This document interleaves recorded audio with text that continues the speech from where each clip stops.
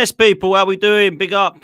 Welcome to the channel. Big up to every single one of you that's come over from the 12th man on my channel. Really good show with myself, D, Guna Lee, and of course Don. Where D got a bit of a cooking because Arsenal beat Palace 5-1. Don, yeah, a little bit of talk, but you know what? He didn't have too much chest because Chelsea dropped points as well to Everton today. So please make sure you go check that one out. Make sure you've done us a favor and hit the like button.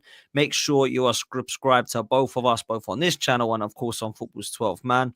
Road to 40k here, road to 30k on mine. So let's get us both to the big 4-0 and the big 3-0 in time for Christmas and the New Year would be lovely. So 3 buttons, like and subscribe. They mean so much. So please make sure that you do that. We're going to talk about Arsenal, going to talk about the Palace game. And go into some of the team news and then some of the injury news now, unfortunately, and then look towards the games around the festive period going into the lead up to the new year. But Lee, a lot of people are worried about you because on Twitter they heard that you were a victim of crime, and they've all asking in the chat what's been going on and how your weekend was and if it was ruined and if you're okay and what was the incident. So I'll let you have the mic, man. How you doing, bro? Yeah, I'm okay. I'm okay. Just like really a warning to everybody really out there. Like, you know, I was on the train last night, minding my own business, catching up on I'd stayed in Shoreditch and watched the Tyson Fury fight coming home. And I was just going through like, you know, watching what people were saying about it and whatever. And just pulled up at the station and just fella just walked past and just grabbed my phone and ran out the train, like, you know. I couldn't believe it, like, you know. So I chased after him. And Dan, you'd have been proud of me. Like, I was catching this bastard. All right, and I was and I just got to touch him, like, you know what I mean? I threw myself at him and I just missed him. But of course, crash landed, you know, banged on my knee. And he ran into the estate light, you know, and I couldn't get him. The thing is, you think of things afterwards. There was people getting off the station. I could have just shouted out, "Thief! Stop that thief!" But you don't think of it. I thought I had him then, like, do you know what I mean? So listen, maybe it's a good thing that I didn't, because I don't think I would have stopped until he was dead. I'll tell you that now. Yeah, like, I really don't, like, you know, the hassle that it is. Because obviously, I don't know about you, and this is something that I've learned today. Like, I don't know any numbers. no, I don't either. Are just names. So you've got to find the name of something, like, you know. Big up to the guy that helped me yesterday, who phoned. We ended up he was, funny enough, he lived in Cheshunt, so I ended up getting a cab and getting him a lift home, like, you know. So luckily I have had insurance. It cost me £100 for the insurance for one, but it's well worth doing when it's a phone and whatever. So I've got a new phone now, so everything's all okay. But for that night, Dan, you know, I've got no phone. I've got no way. I didn't even know where I was. You know what I mean? Like, you know, I had to pull down a bus, and the bus told me where to go, and then the police come. Rubbish, absolutely rubbish. The police, like, you know. So anyway, we've got a location where the phone is. Tell the police they're not interested. You know what I mean? Like, I'll tell you, they are not interested in things like that. Like, you know, you're wasting your time. So yes, I mean, my knee's a bit bruised up, like, you know, from it, like, you know. But apparently, like, there's a lot of this goes on. You know, the worst time, the police was telling me, the worst ones are when you're in London. Be careful, this, guys. Someone said on Twitter today, get some sort of ring in your little ring thing or something, which is probably worth it. But people go around, don't they? You know, like with the sat navs, looking where they're going and all that, and they come along on bikes and scooters and that, and have it away. Get it off. So, you know, you've got to be really, really careful, like, you know. So, you know, they've got obviously the CCTV on the train, but you know, I don't know that much hope for it at the end of the day. Like, everything's blocked, everything. You know, they can't use the phone ever again. Apparently, I was speaking to someone in Apple today. All they can use it for is parts. You know what I mean? So they ain't going to get a great deal out of it, like, you know. But apparently, like, they're trying to get tourists because it happens abroad a lot or something, because you can use them abroad. I don't know, you know what I mean? So I'll tell you what, though, Dan, it makes you angry. I haven't slept last night. Yeah. You know what I mean? I haven't slept last night, you know. I woke up at one stage punching the pillar. I don't know what was going on. Like, so, okay, and I'll tell you what, like, if I'd have caught him, I'd have got my phone and I stuffed it down his throat. Here, I have my phone. You know what I mean? Yeah, Raging, absolutely raging, like, So, but listen, you know what I mean? There are dangers to it. Don't forget, like, as someone said in the chat there, they can have a knife and whatever. At the end of the day, it's not worth it. I look back on it now. I'm all bruised up, all down one side. And at the end of the day, I just might as well just let him have it. I was insured and get it all sorted, like, But it's just a reaction, Dan. It just happened and I reacted. You know what I mean? So, but there you go, like, you know what I mean. But I'm all good, like, you know what I mean. I might not be able to play football tomorrow, like, you know what I mean. It's still a little bit sore, but we'll see, like, But yeah, all good. But just be careful out there, guys. That's all. That's what I put the tweet out there for, because I would never have ever thought that was happening. And one thing I won't do now on the train is sit near an exit. Do you know what I mean? Like, so I will sit back a little bit more. You know what I mean? So, because they can get where I was sitting, they can just grab your phone and then they're out the door. Like, do you know what I mean? So be aware of that. If you are on your own, sit away from the those exits, and also don't sit on the inside. Sit on the outside. Sit on the inside with your phone in your right hand, so they've got to come across you. Where I was sitting, I was on the last seat like that, just minding my own business. So just gone. You know what I mean? So all little things to be careful of, like, and yeah. So especially at Christmas time and all that, like, you don't want to be without a phone or anything like that. So just be wary of it. Just be wary of it. Yeah, there's a lot of wankers about, and obviously one of those has got you. Probably a Spurs fan, Lee. Do you know what I mean? But well, probably not, because he'd have lost it on the way home or something. Like, you know what I mean? Yeah, mate, he'd have bottled it at the end. But no, look, man, I'm glad you're all right, and at least you didn't hurt yourself too badly. And at the end of the day, it's only a phone. I know it's only a phone. But it's more. It's not even the fact of how much it costs. It's the hassle of going about getting a new one, sorting everything out. That is the thing I would frustrate. And then you have lost, like, some of your pictures and all that, unless you back it up, I suppose.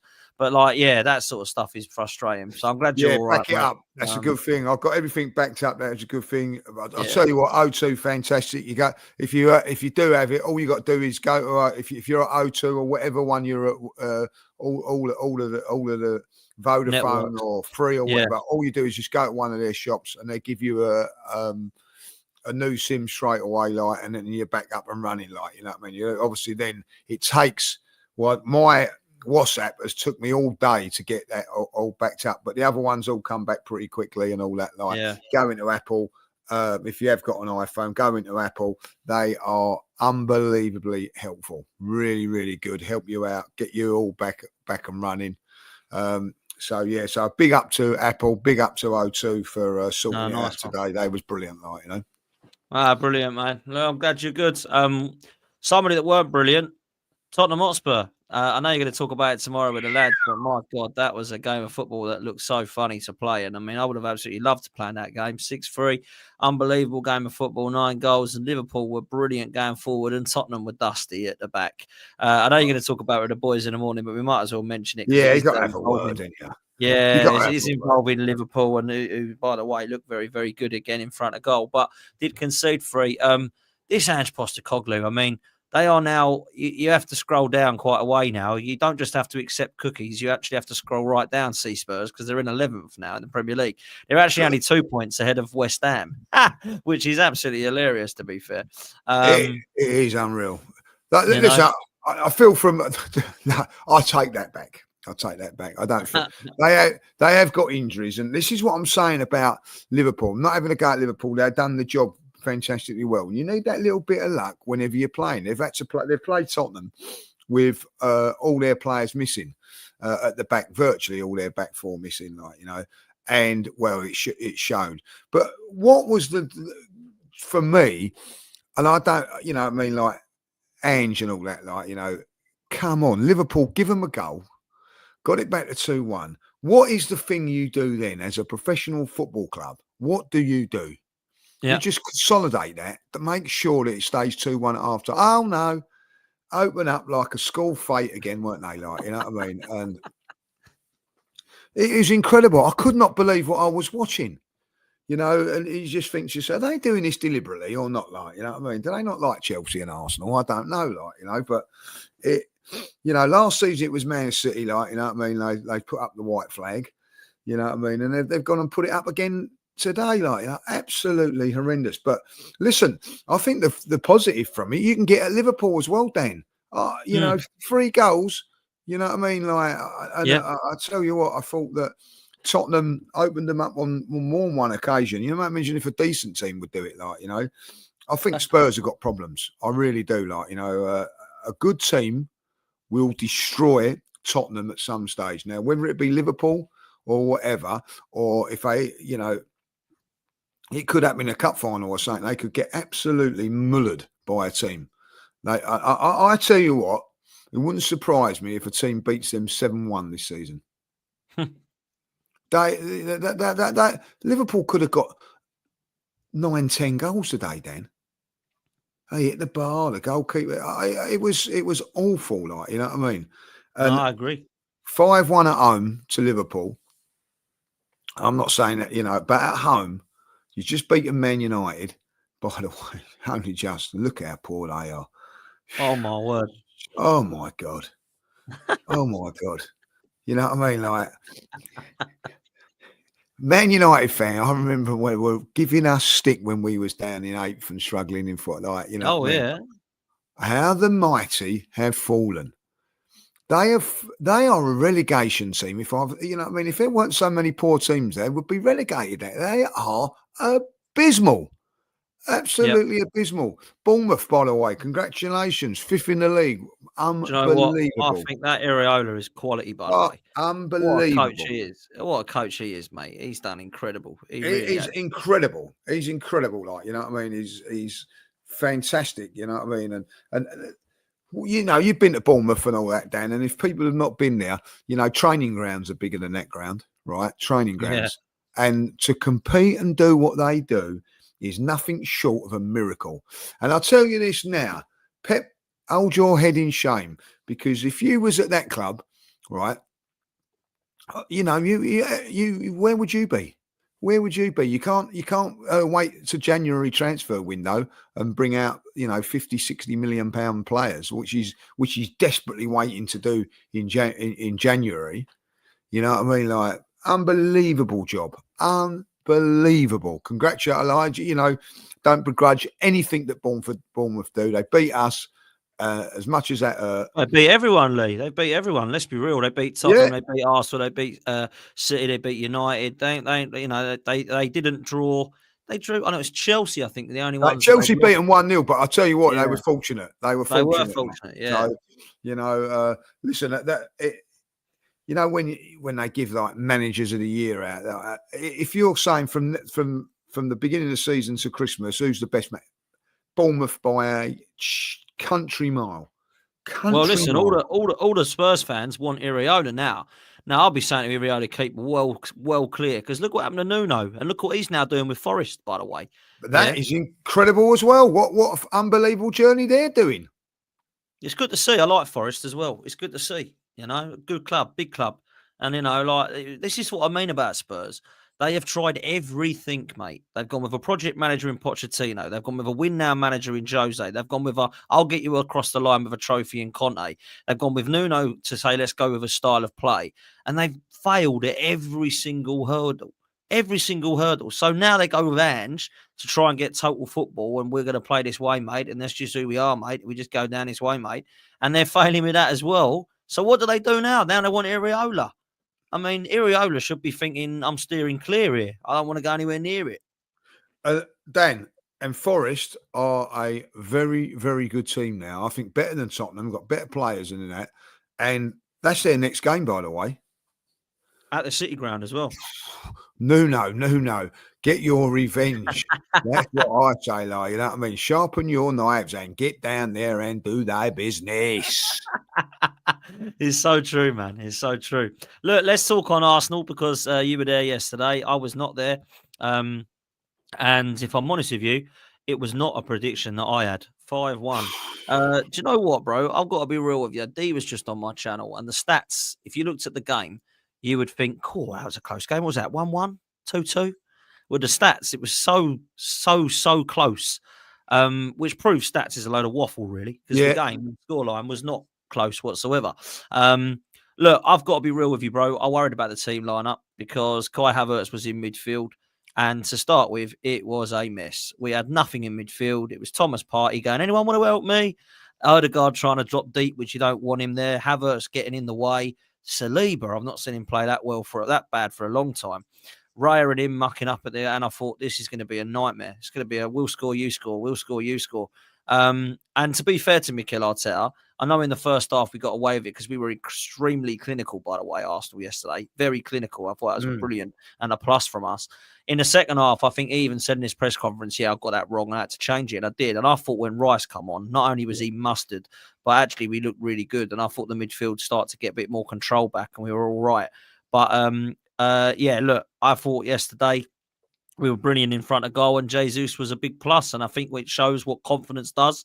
And I think that we move with move to the next game. However, scoring 5 goals and 3 goals. 5 goals for Jesus in 2 games, 8 goals against the same side. Wow. You've got to say fair play because the open goals were coming back, mate. What did you make of it, bro? Do you remember, I've always said this, right? And I'll repeat it again. Mikel Arteta is one lucky man. He is. He has got everything. That man has got so much luck. He really has, because he got it all wrong yesterday again. I felt that it was an easy option to put out. I said he'd put out. Didn't I tell you that he'd put out in midfield? You did. Did I say that? I said, I'd tell you what he'd do. You laughed at me and said, no, there's no way he's going to do that. I said, I was hoping. I thought it was laughable because I thought they surely won't do that again. And he's done it again. And he's done it. Because he's done it again. He's done it again. He's put Havertz in midfield. He had to bring Havertz in, you know what I mean? So I'll tell you what I'll do. I'll bring him in that position. He could have done what I thought he was going to do, was maybe play Jesus out wide, but I felt that he couldn't do that. So he went with Jesus up top and he just put Havertz in. It did not work, Dan. It did not work. I felt Mateta, by the way, calls our defenders. I tell you what, I didn't realise how big he was and strong. Jesus Christ. He's a handful, to say the least. And I think that he unsettled our 2 central defenders. I haven't seen that happen for a very, very long while. Saliba definitely unsettled by him. That's why he made the mistakes. We was very, very open. And if it wasn't for Raya making some really, really good saves, I think we could have been at least 2-2 at half time, but he makes that save after the Saliba mistake. And we got away with one with the Partey one. Do you remember? I think it was Hughes made a tackle in on him. We got a little bit lucky. Far too open in the middle. They was running through us a few times, but we was clinical. If you remember one of the goals, I think it was the second Jesus goal. Havertz wins it in midfield, plays it out to Martinelli. Martinelli gets the corner, bang, 2-1. And then we make it 3-1 when Jesus, very unlucky with a header, but Havertz is in there to tap home. Turning point for me was when we brought Declan Rice on. We were saying at half time he's got to do it. A little bit harsh on Havertz if you take him off, but it wasn't working. It wasn't working. It wasn't bad, Havertz, but it just wasn't. It wasn't what we wanted in that midfield. Soon as Declan Rice come on, that was the performances that you want. I know you don't like him in that 8 role, but that was the sort of performance that you want from him, like box to box. The goal, by the way, the turn and shot is sensational. He was mustard, mate, when he come on. It was between him and Jesus for player of the match, and he only came on. He was that good. Brilliant. He was that good, mate. I will have to say this as well. Calafiori, I know we've moaned about him being injured and all that. What a performance that was as well. Brilliant. Yeah. Brilliant.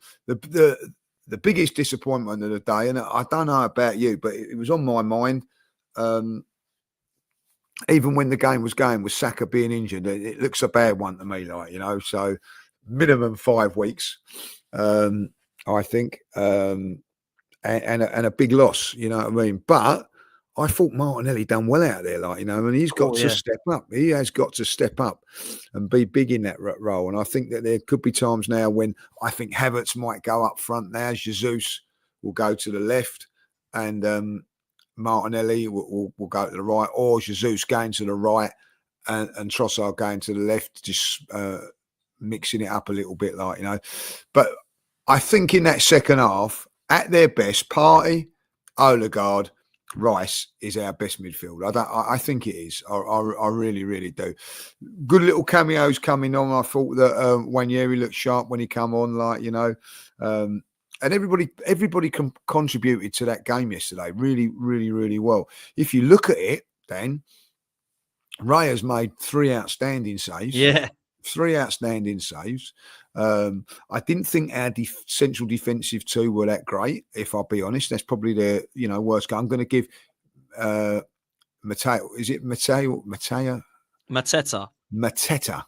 I'm going to give him a lot of praise. I thought he caused us all sorts of havoc, problems. mate. Absolute havoc. I heard when I had to come off here quick, I heard you saying he was an absolute nuisance, and he absolutely was. He was everything powerful. stuck to him as well, man. Everything stuck to him. You know, like when, I mean, you could have seen it because you were there, but on the TV, you know, like if you're watching it on TV and it goes to the defence line, the camera goes to the defence close up, and the defence was smashing the ball up, and I'm thinking, crikey, they're just hoofing it, and it was landing to him all the time. It was stuck to him, this ball, and I'm thinking, cool. And I thought he was a nuisance in the Carabao Cup game as well, if I'm honest.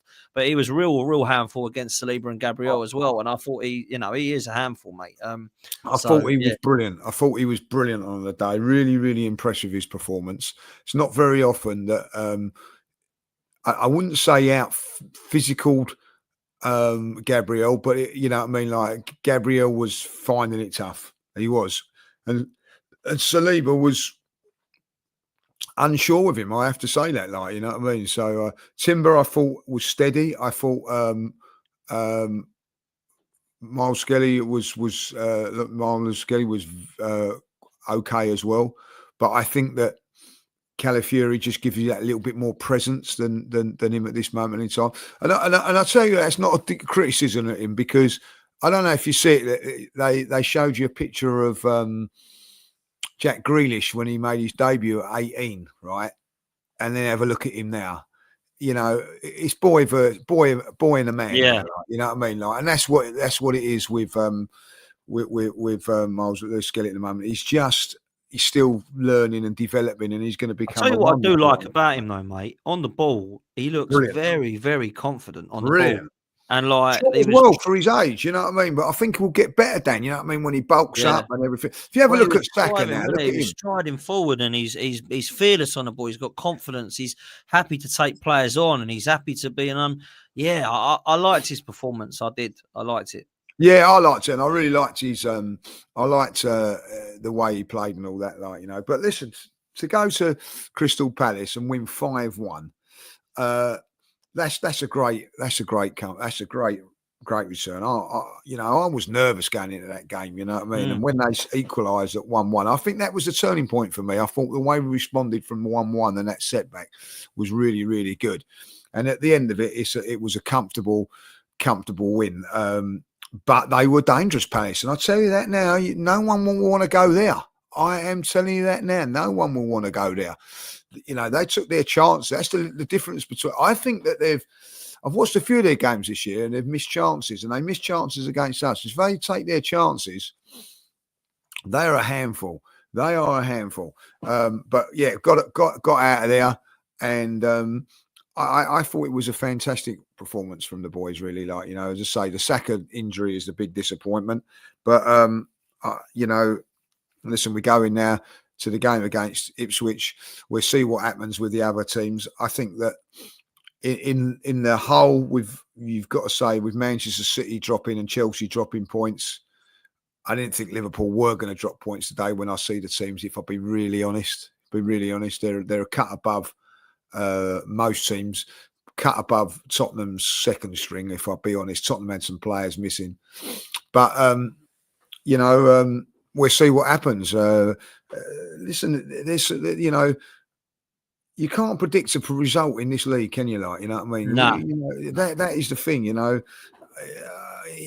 I look at Fulham. You're going right. Fulham nailed on to beat Southampton today. Yeah, The way they've been playing, and you think to yourselves, they've played Arsenal, Chelsea. Arsenal, Liverpool away.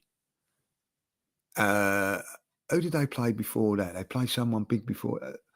Was it Man City? They drew Man City. I think they did. Was it Man City? Man United? Was it? I can't remember. They had 3 big teams that they played. And I'll tell you what, it was Aston Villa, wasn't it? They drew with Aston Villa. And look how Aston Villa played the other day. Didn't lose to any of them, and then can't beat Brentford, Southampton. Like, you know what I mean? It's just incredible. bizarre. Incredible. What made me laugh, Southampton, Ramsdale come out. He said, yeah, you know, Russell Martin's gone now. We've got our coach who said, look, let's just play things a different way. Let's go a little bit more resolute and compact and see if we can change the way that we play. And they get a point at Craven Cottage. Crazy, really, isn't it? You know, It is crazy. It is crazy. Yeah. And, you know, I think the result that shocked me this week, if I'll be really honest, was the Forest one. I didn't think that they'd beat Brentford. No. Particularly at Brentford. But they did. Congratulations to them. And you have to say that some really interesting results. Really interesting results, to be fair. And the way that we've got to look at this now is, might as well talk about it, is that we've got some games that should be winnable, but we are without one of our best and most important players in Bukayo Saka. It looks like I've written him off till February. I'm hoping now that it's before that. I hope we get him in January, but I don't think we will. It looks like and sounds like a bad one.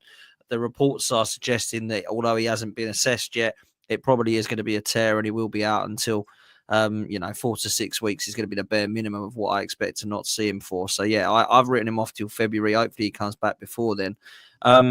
And we've got to beat Ipswich without him. We've got to beat Brentford, which will be tough, but maybe it's a good time to play them. Brighton, maybe it's a good time to play them. North London derby's in the mix with the cup games coming up as well. So they've got a big, big time coming up for the festive period for Arsenal, but could be a lot worse, Lee. Could be a lot worse, with the games that we have had. If you think without losing Saka, with the big games that we've had coming up, we've had some absolutely awful fixtures and schedulings over the last couple of months. So I'm hoping now we won't miss him quite as bad as what we were thinking. But I wanted to ask you, or bring this up, because there's a number of options that we've now got.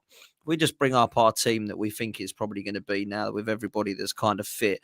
We've got a few options here. We can obviously play Jesus for Saka in a straight swap. That's something that we could do. With Jesus goals and being more of a wide player, in my opinion, we could do that. And then Havertz goes back into the 9. There is another couple of options. If you do feel like Martinelli did work out there on the right-hand side, then you could switch it round and have Martinelli and Jesus switching a bit more, because Martinelli on the right looked pretty good, I thought. He actually was beating his man. He was looking to actually go past his man because he didn't have to cut inside him all the time. And he was putting some decent balls in. I thought he had a good game, a goal and assist as well, pretty much from Martinelli. So that was pretty good.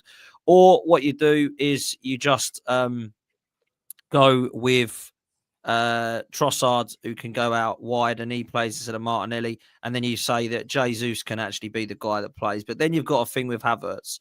You either drop him into midfield again, which he seems obsessed with doing, or you do what we could do, and you have this now Martinelli, Trossard and Jesus, and then you bring on Havertz for Jesus.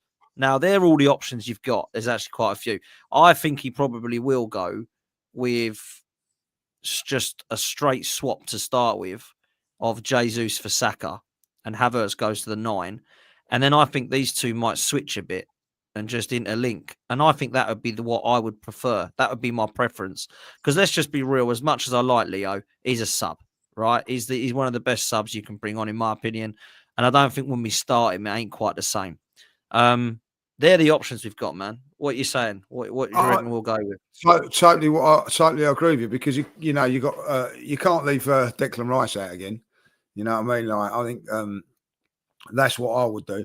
And it just shows you, doesn't it? You know, we left Saka out on Wednesday and he picks up an hamstring on the Saturday. This leaving out players and all that, sometimes it don't necessarily mean anything, you know. It just, you can get injured at any stage. So for me, I think that it's going to, like, Jesus is playing really, really well there at the moment. But I think that that's the way to go. Havertz goes back up top, Jesus on the right, Martinelli on the left, and they can all interchange a little bit. Like, if I'll be really honest, I don't think Because that we saw it's. Martinelli go through the centre, if you remember Yeah, last night. I did. I see him go through, for the first goal that happened, Dan, and Jesus was in there, so that's what I think that's good. I think that there is options there, and we've got to find a way of doing it now. These guys now have got to step up. There's no good. We can't, we're going to miss Saka. Don't get me, because there are times where it's going to be tight, and we're going to find it very, very difficult. But on the other hand, I look at it and go, look, hold on a minute. When we play, we play too much on Saka at times, and they've got 2 men on him and whatever like that. So we can now go down the right, go down the left, go down the middle, a little bit more, spread it out a little bit more, bit more butter on the bread. I don't know, Hopefully we can get something there. I also think that Declan Rice come on yesterday and said, right, I don't know if I've been left out or you just rested me, but I'll tell you what, you ain't doing it no more. Agreed. I am going to make sure that I am not being left out of this side no more. And I think he'd give us a little gentle reminder how good he was yesterday. Really little gentle reminder that I'm not being left out, because we've all questioned him a little bit, his performances this season, what position is he best and everything like that. But when he went into that midfield was plugged. It was stopped. The leak was stopped. And it's not just him he gets around the pitch, he moves, he just does everything And I do like him in the six, is what you say. But then when he plays like that, he's got so much more to his game when he's on that sort of field. And when he turns and has a shot like that, Like, if Odegaard done that, we'd be all purring over it, or Saka. It was sensational goal. I know it's like towards the end of the game, but wow, it's an unbelievable finish. So, listen, I think that we've got to just go with those options. But as you said, you can put Wanyeri out there at times. I don't know, there is options for us to go out there. You could actually put Wanyeri out there and him doing the Saka role, cutting inside and all that. I don't think that he will. I think Trossard done well when he come on. But again, there's conversations, isn't there, with Trossard? Is he good enough to start, or is he a better sub? I get that. I get those. We have those conversations. But, I think that it's a great win, but it's one of those wins, Dan, where there's a lot to work on. You know what I mean? If you look at it, you can sit down and not be critical, but like as a manager and as a coach, you go, right, we need to improve on this, we need to improve on that, this and that. And I think that's a good thing at times. So it was a good win, but it was nowhere near a perfect win. And that's what I think Mikel was alluding to at times. I think he's very, very clever, and from that point of view. And and the other thing is, like, we also like to be getting on top of the job and all, don't we? Like another one that's pregnant now, like, you know what I mean? So it's they're not resting and relaxing when they go home, then, are they? Like, Nah, mate, they're not, man. They're not. There's quite a few of that going around as well. Oh, he's playing well now that he's this, or he's not playing so well since this has happened. And listen, their personal life comes into it, I think, as well. To be fair, home life does come into it when you have kids and family. And let's be real, that is the most important thing. So that is definitely a factor. But I thought yesterday was fairly convincing when you look at it, but when you dive a little bit deeper, there's still some bits I'm concerned and worried about. And you're right, I think Arteta got lucky with how clinical we were, because if we weren't clinical, that game could have been a different story. Because let's be real, it was worrying at times in midfield. We were so open, it was absolutely crazy, And I know Havertz is not a defender, but my God, you could tell he weren't yesterday. It was Partey was sloppy and stuff, but I felt sorry for him. I felt like, sorry for him yesterday. Is anyone going to come and help me here? And what I liked yesterday was, I know you said about Rice in the 8 role. I felt he was more deeper and more box to box. Because although he was in the final third, he actually did help out back as well. And I don't mind Rice if he's back and forward. That's kind of what I want him to do.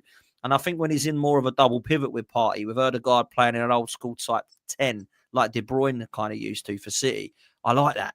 I like that a lot, because then Odegaard can go across both. Because when we play this kind of 6-8-10, Odegaard just stays right.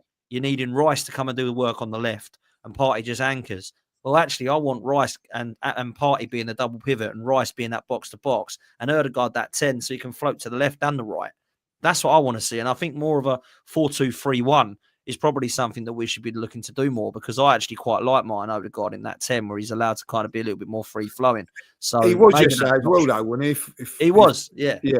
I thought he was, you know what I mean? Something like he was sort of more coming back off, picking it off the back four as well, wasn't he? Like on a few occasions. And that's what I want to see. That's what I want to see. Yeah. No, there's an option. Look, let's talk a little bit about this title race, if there is one at the moment for Arsenal to be involved in, which a lot of people say that there is. Look, we clawed away 2 points today back from Chelsea, but Liverpool win their game in hand. They go 7 clear of Chelsea and 9 clear of Arsenal. Where are you at realistically? If I'm asking you realistically now, are you at this kind of let's not worry about Liverpool and Chelsea and let's concentrate on Arsenal? Do you still have one eye on their results? I mean, Manchester City are completely put themselves out of a title race now, being 7th in the table, which I still can't believe. Bournemouth and Forest are now ahead of them. It's mad. Where are we at right now as a Gooner, man? What's happening? I'm at a place where I think that we're going into Boxing Day, which I said we needed to be like 4 points, 3 or 4 points, and we're going to be 9 going into Boxing Day again. Like, you know, there by the time we play on the Friday, we play, don't we? Like, you know what I mean? I think Liverpool are, I don't know where Liverpool are. They're at home to Leicester. So they're going to be 9 points in front of us going to. And I said we needed, you know, that gap needed to be closed by then. It's not. So you would have to say now, for me, Liverpool are massive favourites. We've not, over the course of the games that we've had Fulham away, Everton at home, obviously the game yesterday as well, Crystal Palace, and they're still 9 points in clear of us. And they've gone away to Tottenham. They've played Manchester City, I think, in that, and they was meant to play Everton. But at the end of it, that Everton game's not a gimme. To say like they're going to, but you know, when people go, oh, if they win their game in hand, they'll go 3 points in front. They actually will win their game in hand, which I think is Leicester at this moment in time. That will put them 9 points in front of us. And unless there's a miracle, if Liverpool were to slip up against Leicester, and you never know, they might have a little bit too many potatoes and you know, a bit more Yorkshire pudding than they should have, and they could come unstuck. But it's likely that they won't. But if they were to slip up there, then and we go and beat Ipswich, we would be back in it. But they've got to have a couple of real shockers. Liverpool, they've got to have a shocker against Leicester, and then they've got to have a shocker on the. I think they play on the Sunday then, don't they? I don't even get. I'm just West Ham away. You know. Don't rule out that this is going to sound silly now, by the way, because I don't rate West Ham. I think they're shocking. But West Ham are the sort of team that could turn up against Liverpool and nick something. It's at the West Ham London Stadium as well. Yeah. And I just think they're at Brighton and they're. I know that we absolutely slaughtered them, but we've got the early goal. If you don't get the early goal against West Ham, I think they're a team that can just be. They're just because you don't rate them, they're just horrible teams to play against. You know, the ones that don't come and play football. Lopetegui ain't interested in trying to tick-a-tacker it around you. He's going to try and stink out a point there at the London Stadium, which is absolutely what he should be doing, by the way. Yeah. And I think that one, don't write it off. Look, they could go and trounce them 4 or 5 like we did if they could score early. But I'm not writing that one off and saying that's going to be a 4-5-0 Liverpool. I might go back and eat my words then, Judge. But I'm just thinking... No. I agree, you know what I mean? Like, you know, but say if they were to have 2 shockers, that would open the door. Not firmly, but it would open the door. The next game after that's Man United at home, and well, I felt that Man United might have said they're in disarray. So, you know, you just don't know what you're going to get with them. It's them players, isn't it? Let's just have it right about Man United. It is them players. Like, you can say how much of it was Ten Hag, yeah, some of it was. You can say it's Amorim trying to get used, yeah, no problem. But them players are just not very good. I'm sorry, they're not very good. No, They're just I, not. They're not very good. They've got a I, captain who should not be anywhere near the club, in my opinion, in Bruno. You've got Rashford and Garnacho stinking out the joint and throwing sulks and throwing Teddy in the corner. You've got a goalkeeper you don't know is going to be able to catch, the ball. A back line who still has Harry Maguire and Johnny Evans in it, and two players up front. They spent £100 million on. One of them looks like Tom Huddleston. The other one looks from Zach from Save from the Bell. I mean, what's happening here? Like this is poor, man. This is just poor from Man United. It really is. I can't argue that. Like, it's a great analogy, by the way. It's a great analogy. Yeah, and I make you right. It's well, when you think about it, like, you know what I mean. Marcus Rashford must be like, what's he doing? Is he, when he's training? Is he just taking the mickey or something? Because if his level's not good enough, and these levels are these other players, my God, training must be like absolutely. Well, he's another one who's just been dumped by the Love Island star, isn't he? He's just been dumped by that Love Island girl, so his head's going to be all elsewhere. Do you reckon that's what it could be? I don't know, mate. I think, if I'm honest with you, I think Amarim's trying to do an Arteta and Aubameyang thing here. I think he's fallen out with him, and he said, if you ain't right and Ed's not right, then go see you later. And he's sulked and said, I should be starting. Well, that Diallo's come and trounced him and said, no, I should be playing. And he's won him the derby. So that's probably where his head's gone a bit.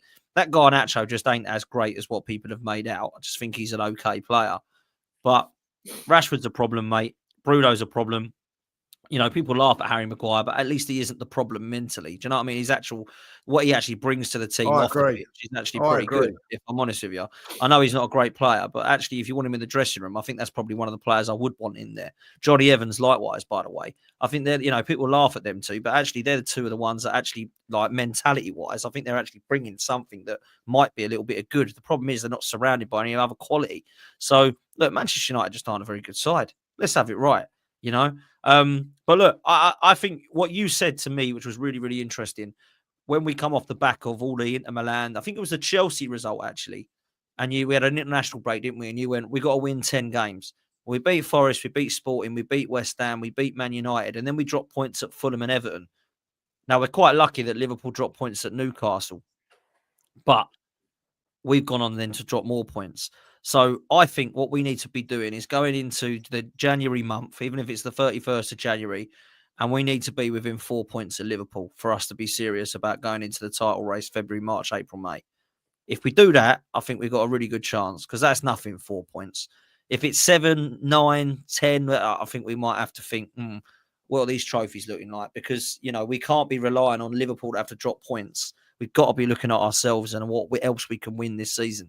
And that's where I'm at, So people talk about the title race quite a lot. I'm not really bothered about it yet. Honestly, I swear to God, I'm not. I'm not looking at I'm looking at how we're playing. Because when people were saying to me, "Oh, Dan, we might be 11 points," but I said, "I don't care, mate. Let's just concentrate on how we're playing here, because it ain't good at the moment. We've just dropped the Fulham and Everton, and people were more obsessed about how many points we might have to get in their fingers out. So if we do that, we might have to then be 4 points." And I said, "Look at how we're playing. Don't look at and count up how many bloody points we are around. Look at how we're playing. It's crap." Yeah, so let's sort this out first. And we didn't play crap yesterday. That's one thing I would say. I didn't think we were amazing, but we certainly didn't look bad. So in front of goal looks better. Jesus, who I want to mention lastly, fair play, man. Hats off to him. I think people will say, "Oh, it was poor defending from Palace." It was, but he still got to finish it. And the one thing people would say about Jesus is he ain't clinical. Well, he was yesterday, and he was in midweek. I thought he was excellent in both games. So he got my player of the match. I think the link-up play was there. He looks a little bit sharper. Looks like a little bit similar to the old Jesus we saw when we first got him, Lee, if I'm honest with you at the moment. Yeah, that performance, the last two performances of the Jesus of old, been brilliant. He could have had hat-trick, should have had hat-trick, you know what I mean? If I be really honest, he should have buried that third one, but he was unlucky with the one that hit the post.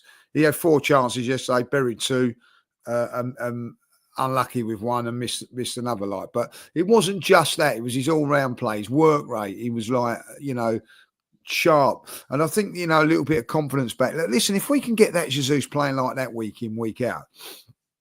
He's an handful, Dan, an absolute handful, handful. And I think that, there's been a lot of fans that have not backed him and whatever, and I said it I got a lot of stick for it as well. I thought he had a very, very good game against Monaco, but he missed chances. And he's useless and all that. But his all-round game was good that day, you know. But listen, people see it differently, and I get that. It's all about goals. But you know, he has got to take it on nowadays. It's no good scoring a cut now. You know, he's got to bang another cup win against Ipswich. He's got to go then down to Brentford and nick a couple there, or one at least, and then Brighton.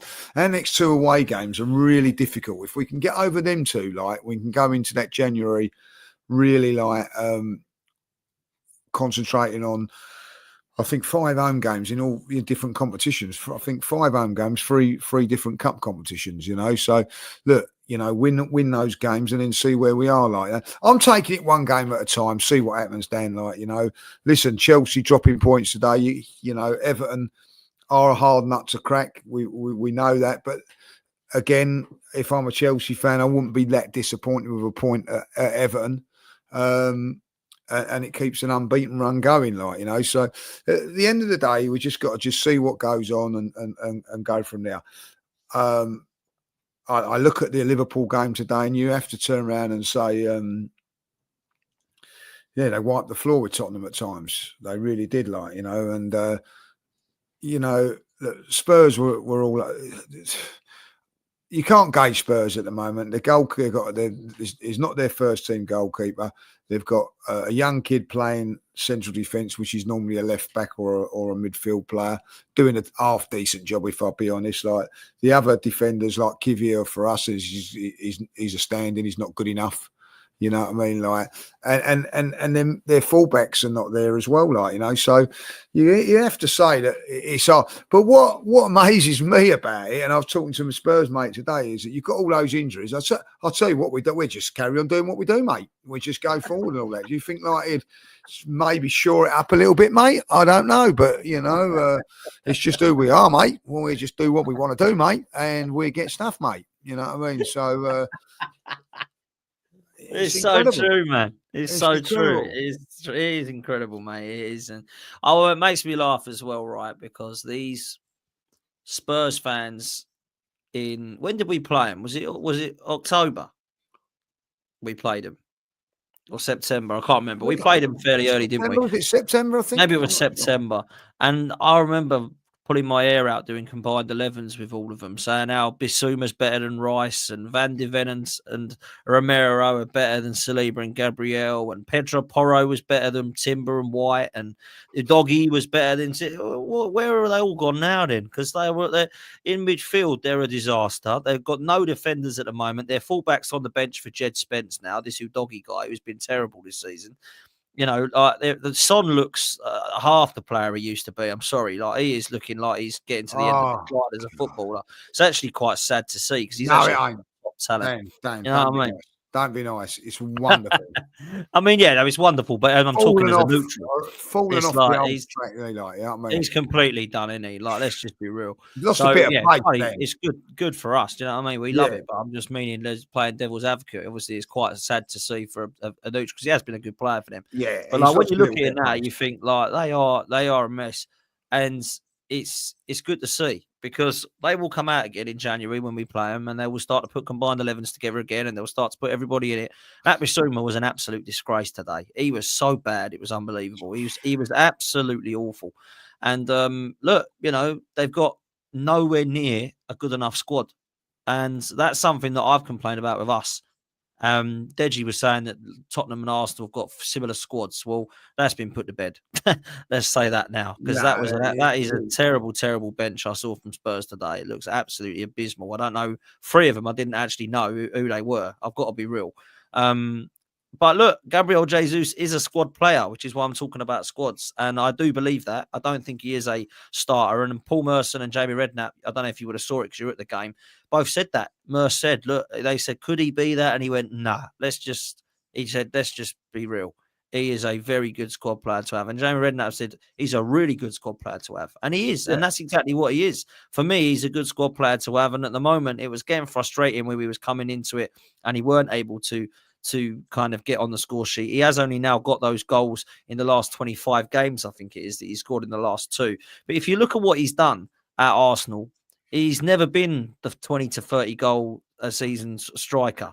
You know, he got 11 in his first season, and he only got and 6 assists. He only got 4 goals last season due to injuries, with 5 assists. He's got 2 goals this season for us, and obviously he's got more in the cup. If you go to Manchester City, where he started, he got 7 goals in his first season, 13 in his next, then 7, and then 14, which is his most, which is in the COVID year. And then he got 9 goals and 8 goals. Yeah, he's got some assists as well.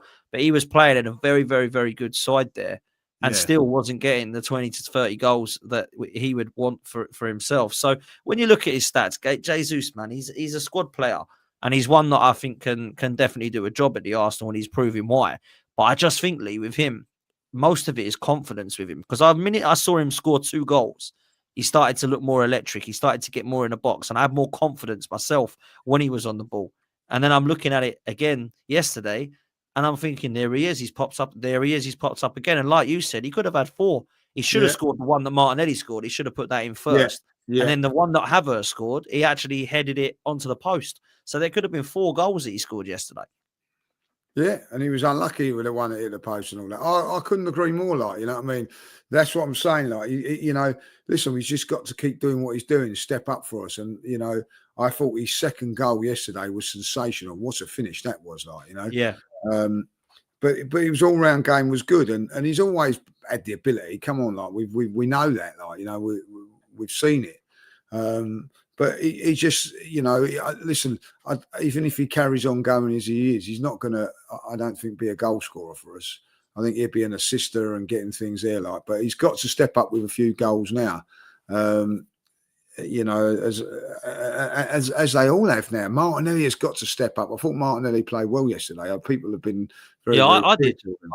I thought, you know, he's assisted in a goal. He scored a goal. What more does he have to do? You know what I mean? I think that it's a little bit harsh. So, listen, they've all got to step up a little bit more, and it'd be really interesting now if they're going to do anything in January. I still think that we need to. But, you know, after that 0-0 against Everton, if you'd have said to me we score 8 goals against Crystal Palace, I'd have laughed at you. You know what I mean? Like, but that's the frustrating thing about Arsenal. I think that's why a lot of fans, me included, lost their head last Saturday, because we know that we're a good side. It's frustration. It's not because you know, if we're crap, you sort of can accept it a little bit and just go, oh, well, we're not good enough. But you know that if this was the COVID Arsenal, you'd be like, we're just not good enough. Yeah, we'll take the point at Private Cottage, probably. You know what I mean? Yeah, just move on from it. Move on, sort of thing. But it ain't. No, you know, we know that we're a good side. We're a good team, and that's what we're looking to do. Listen, I agree, and we've got Martinelli's got that's a good start for him, but he's got to still, I think, 2 or 3 levels to go if we're going to really challenge for anything. He's really got to step up that much. Can he do it? Yes, he can, but he's got to do that there, you know. But listen, we know we're a good side. We've got some bloody good players in that team. Now look at the 2 central defenders who weren't great yesterday, but they're fantastic. Thomas Partey, you know, brilliant in midfield again. Like, you know, some of the passes that he does. You know, they're just standard passes, but they're not. I agree. No, I agree. They're not. I agree. They look standard, but they're not. And you know, but what Thomas Partey, I think, is going to need in the next year or so, if he's going to stay, or in these 6 months, he needs legs around him, and that's where your Declan Rice come into it. And it's look, Jorginho thrived last season with Declan Rice inside, because you've got those, you know, the energy of an Odegaard, and I'm not. I think you've got to include him in this as well, an Odegaard and a Rice doing what they're doing. So, listen, we're a good side, but when we get performances like that, when you can't break a team down, it's frustrating. Listen, another thing I will say about this, let's give Crystal Palace credit, because they never parked the bus. They went for it and whatever. But then they got stuffed 5-1. So what a team's going to do? You know what I mean? Oh, let's pat you on the back. You've done well. You've given it a good go. You lost 5-1. Or you're going to be an Everton and dig in there and get a point. These teams are not going to open up all the time like you know, Crystal Palace did yesterday. And it's all right. People going, oh, wasn't that great of Crystal Palace? No, it's not. You just got stuffed 5-1 doing it. So, you know, I think that there is a case for teams like, Ipswich? They're going to come here. Are they going to go toe to toe and go, do you know what? We give them a go. We give them a game. Oh, and it brave of Leicester. They come and give it a go after the 7-0 defeat. They ain't going to do that, Dan. No, facts. You know what I mean? And so we've got to accept that, and we've got to be able to find ways of breaking it down. That game yesterday, there was a bit of, we'll attack you, we'll attack you. The difference in the two teams, Dan, is the quality. And that's what we took our goals, they didn't. And that is what's going to happen with a lot of teams if they play like that. Any team that opens up against us, we've got a very, very good chance of beating them. But why would you do that? I just didn't really understand why Crystal Palace done that yesterday. Fulham didn't, and they got a point out of it. Like, you know what I mean? But people are more credit or giving Palace more credit because you know what, they give it a go. Yeah. It's a bit ridiculous, really, though, isn't it? No, absolutely it is, mate.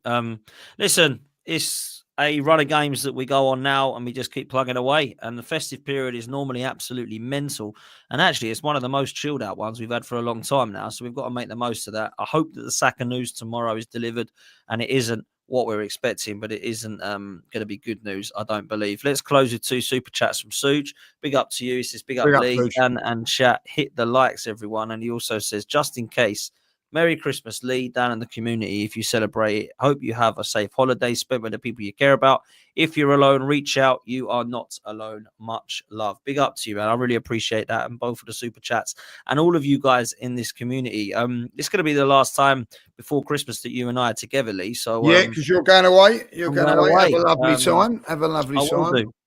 I'll be enjoying family. Go tomorrow, don't you? Is it tomorrow? Go tomorrow, Monday to Friday. So I'll be having their Christmas. It'll be good for the niece and nephew who are absolutely obsessed with Christmas. So they'll be loving it.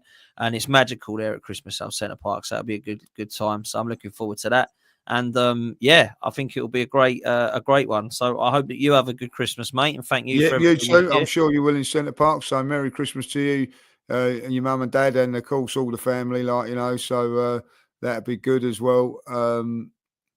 With all the family going as well, so you've got it made, haven't you? You know what I mean? So that'll be brilliant, mate. No, I'm looking forward to it, and I know the family are as well. So is Mark taking the cheese board, is he, or is he taking the cheese board? He will be taking the cheese board, Mark. He will be. So we'll be having that most evenings. So can you send a picture of that, you know what I mean? When you're eating, mate. Me and brother-in-law will be sending some pictures. Me and the brother-in-law will be there. But we will, of course, be. I will be at the game because obviously we go.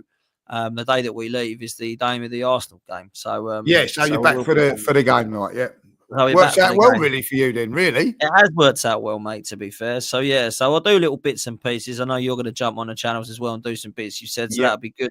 We will be we'll be very as active as we can be. But in all seriousness, guys, make sure you do have a fantastic Christmas, and we'll definitely speak before the new year. Enjoy yourselves and take care of yourselves and each other. Lee, I'll let you have the last word, mate. Yeah, listen, if you are going away and you're not going to catch us and all that, we want to say to you, have a very, very Merry Christmas. Listen, just take care of yourselves out there. There's some nasty people out there, but there's also some very, very good people out there. So pick and choose, make sure you get on the right side of everybody. And remember, not everybody's going to have a nice Christmas because a lot of them support Spurs. Have a good one.